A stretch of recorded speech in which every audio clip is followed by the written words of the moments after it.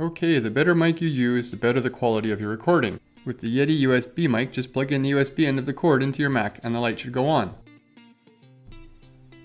Be careful not to push the button or it will be muted and all of your efforts will be for naught. Continually press the Command key while tapping the spacebar to open up the Spotlight search. Type in Quicktime until it appears and hit Enter. You should now be in Quicktime. You might not know unless you look at the top right though. Select File and New Audio Recording. Now we see this. Select the drop-down, check you are using the proper mic. In our case, it is the Yeti. Just select this to start and stop your recording.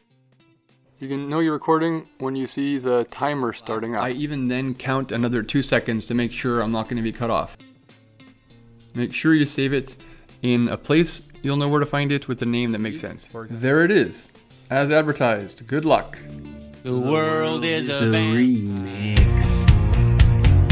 Sent to Jane.